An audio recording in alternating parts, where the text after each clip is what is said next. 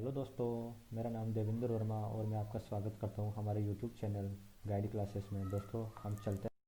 दोस्तों आज हम पढ़ेंगे यहाँ पर राजस्थान इतिहास की महत्वपूर्ण प्रश्नोत्तरी, जो कि दोस्तों लगभग सभी कॉम्पिटिटिव एग्जाम्स के लिए आपके लिए महत्वपूर्ण होगी। दोस्तों हम चलते हैं प्रश्न नंबर एक। दोस्तों प्रश्न नंबर एक, किस लेखक का जन्म आगरा में हुआ था तथा इनके पिता का संबंध राजस्थान के नागौर जिले से है। दोस्तों हमारे जो क्वेश्चन करने का सबसे अच्छा तरीका ये होना चाहिए कि हम जो गलत जो ऑप्शन है उनको हमारे ऑप्शन से हटा दें। तो दोस्तों जैसे ऑप्शन एक जो है Bihari, option B Sarandhar, option C Abul Fazal and option D Shyamal Das. दोस्तों हमारा जो इसमें सही उत्तर होगा वो होगा अबुल फजल। दोस्तों इनका पिता जो थे वो राजस्थान के नागौर जिले से संबंधित थे, लेकिन दोस्तों जो अबुल फजल को जन्म हुआ था वो आगरा में हुआ था। दोस्तों अबुल फजल जो है वो अकबर के जो दरबारी कवि थे दोस्तों। तो दोस्तों हम आगे चलते हैं नेक्स्ट क्वेश्चन की। किस साहित्यकार द्वारा शार्दुल राजस्थानी इंस्टीट्यूट की स्थापना बीकानेर में की गई थी। दोस्तों हम सभी जानते हैं तो कर्नल जेम्स टोड थे, उनको राजस्थान के इतिहास का जनक कहा जाता है। एंड दशरथ शर्मा जो कि चूरू के रहने वाले थे, चूरू में इनका जन्म हुआ था, इन्होंने राजस्थान का इतिहास लिखा था। और दोस्तों जो पंडित गौरीशंकर हीराचंद ओझा थे, उनको भी राजस्थान का एक इतिहासकार, जिनको राजस्थान का पूर्ण इतिहासकार के नाम से जाना जाता है। दोस्तों जो पंडित गौरीशंकर हीराचंद ओझा थे, इन्होंने कर्नल जेम्स टोड के लिखे हुए ग्रंथों में कुछ सुधार किए और उसको पूरा किया था दोस्तों। और दोस्तों जो सूर्यमल मिश्र है ये एक प्रसिद्ध कवि हुए हैं, राजस्थान के जो बूंदी रियासत के दरबारी कवि थे। दोस्तों इसमें हमारा सही उत्तर होगा डॉक्टर दशरथ शर्मा, जिनका जन्म है दोस्तों चूरू, बीकानेर रियासत की चूरू जिले में हुआ था। और इन्होंने ही राजस्थानी रिसर्च इंस्टीट्यूट की स्थापना की थी दोस्तों। दोस्तों आगे बढ़ते हैं हम नेक्स्ट क्वेश्चन की ओर। हिंदी में पहली बार भारतीय प्राचीन लिपि शास्त्र लेखन का अपना नाम गिनीज वर्ल्ड बुक में दर्ज करवाने वाले साहित्यकार कौन है। दोस्तों जैसे मैंने अभी आपको बताया था, जो सूर्यमल मिश्र थे बूंदी रियासत के एक अच्छे दरबारी कवि हुए हैं। केसरी सिंह बारहट दोस्तों राजस्थान में स्वतंत्रता क्रांति के एक अच्छे नेता हुए हैं, या इनको क्रांतिकारी कहा जा सकता है। और दोस्तों जो मोहनत नैन्सी है वो मारवाड़ रियासत के महाराजा जसवंत सिंह प्रथम के दरबारी कवि थे दोस्तों। वो दोस्तों जो पंडित गौरीशंकर हीराचंद ओझा है, जिन्होंने राजस्थान के लगभग सभी रियासतों का दोस्तों उन्होंने इतिहास लिखा है। सो दोस्तों इसमें हमारा सही उत्तर होगा पंडित शंकर हीराचंद ओझा। दोस्तों हम आगे चलते हैं क्वेश्चन 4 की ओर। राजस्थान में बौद्ध संस्कृति के अवशेष कहाँ मिले हैं। इसमें option A Gosunda, option B Osian, option C Nagda, option D Berath. दोस्तों हम सभी जानते हैं जो गोसुंडा है ये दोस्तों चित्तौड़गढ़ में है, ओसिया जोधपुर में है, नागदा उदयपुर में, और ऑप्शन डी जो बेराटा दोस्तों जयपुर में है। तो दोस्तों हम सभी जानते हैं कि जयपुर के बेराट, ये जिसको प्राचीन काल में विराटनगर के नाम से जाना जाता है, यहाँ पर बौद्ध संस्कृति के अवशेष प्राप्त हुए हैं। तो दोस्तों हमारा सही उत्तर होगा बेराट, जहाँ से हमें बौद्ध संस्कृति के अवशेष प्राप्त हुए हैं। यहीं से हमें चक्रवर्ती सम्राट जो अशोक मौर्य थे उनके कुछ भाबरू के शिलालेख भी प्राप्त हुए हैं दोस्तों। सो दोस्तों हमारा सही उत्तर होगा बेराट। चलते हम नेक्स्ट क्वेश्चन की ओर। मोहनत नैन्सी को राजपूताने का अबुल फजल किस प्रसिद्ध लेखक ने उपनाम दिया था। दयालदास, मुंशी देवी प्रसाद, अबुल फजल या डॉक्टर दशरथ शर्मा। दोस्तों इसका इसका सही उत्तर होगा ऑप्शन बी मुंशी देवी प्रसाद। दोस्तों मुंशी देवी प्रसाद ने मोहनत नैन्सी जो कि मारवाड़ के जसवंत सिंह प्रथम के दरबारी कवि थे, इनको राजपूताने का अबुल फजल के नाम की संज्ञा दी थी। और दोस्तों मुंशी देवी प्रसाद ने जो बीकानेर के महाराजा थे, महाराजा राय सिंह, उनको राजपूताने के करण की संज्ञा दी थी दोस्तों हम आगे चलते हैं next question. Question number 6, Mahabharata काल में कौन सा राज्य राजनीतिक गतिविधियों का एक महत्वपूर्ण केंद्र रहा है। दोस्तों जांगल देश, दूसरा option Medwar, option C Hadoti and option C Matsya Desh. दोस्तों हम सभी जानते हैं महाभारत काल में जो मत्स्य देश था उसमें हमारे राजस्थान के अलवर, भरतपुर, धौलपुर और कुछ जो उसका जो हिस्सा था जयपुर जिले का भी आता था दोस्तों। तो इसमें सही उत्तर होगा दोस्तों मत्स्य, जिसकी राजधानी विराटनगर जो कि वर्तमान में जयपुर में है उसकी राजधानी थी दोस्तों। जो मत्स्य देश था वो महाभारत काल में एक महत्वपूर्ण राजनीतिक गतिविधियों का केंद्र था दोस्तों आगे क्वेश्चन नंबर 7 की ओर। हिंदुस्तान का निर्णायक युद्ध है तराइन का प्रथम युद्ध, तराइन का द्वितीय युद्ध, सुमेलगिरी का युद्ध एंड तुमुल युद्ध। दोस्तों हम सभी जानते हैं तराइन का जो प्रथम युद्ध हुआ था वो हिंदुस्तान के हम हिंदुस्तान के सम्राट कह सकते हैं पृथ्वीराज चौहान तृतीय और जो अफगानिस्तान के शासक थे, गजनी के शासक थे मोहम्मद गोरी के मध्य हुआ था सन 1191 में।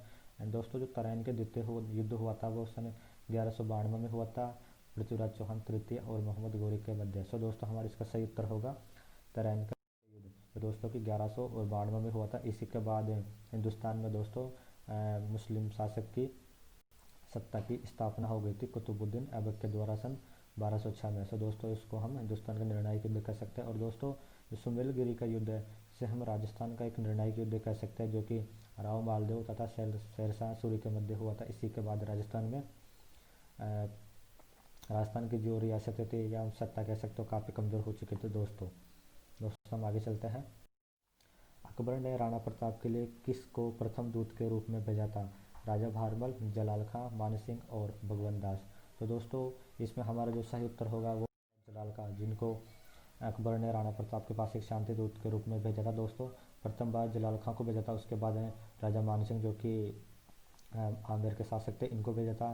तीसरे नंबर पे दोस्तों जो भेजा था वो राजा मान सिंह के जो पिता थे भगवंत दास उनको भेजा था। और दोस्तों अकबर ने राणा प्रताप का कुल 4 जो प्रथम दोस्तों 4 उन्होंने शांति दूत भेजे थे, जिसमें प्रथम थे जलाल खां, द्वितीय थे मान सिंह एंड तृतीय जो थे भगवंत दास। और दोस्तों जो चतुर्थ यानी कि चौथे जो शांति दूत के रूप में भेजा था उनका नाम था राजा टोडरमल दोस्तों। तो दोस्तों हमारा इसका सही उत्तर होगा जलाल खां। दोस्तों आगे चलते हैं।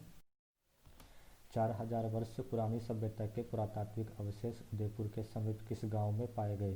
दोस्तों Delwara option A, option B Jagat, option C Ahar, option D Ekling जी।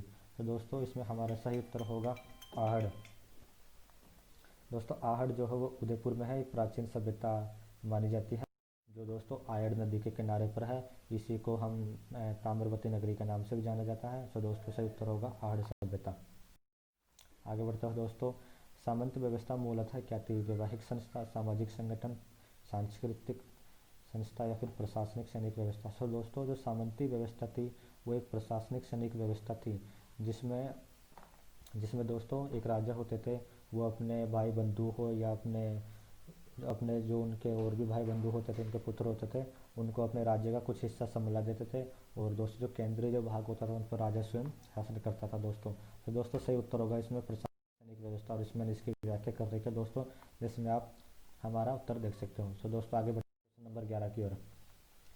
राजस्थान के इतिहास में कौन सी वीरांगना राजस्थान की झांसी की रानी के नाम से प्रसिद्ध है? सो दोस्तों हम जानते हैं नारायणी देवी वर्मा, जो कि राजस्थान का जो एक प्रसिद्ध नेता हुए, क्रांतिकारी नेता हुए हैं, माणिक्य लाल वर्मा की पत्नी थी। रतन शास्त्री हमारे राजस्थान के जो प्रथम मुख्यमंत्री थे स्वर्गीय श्रीमान लाल शास्त्री की पत्नी थी।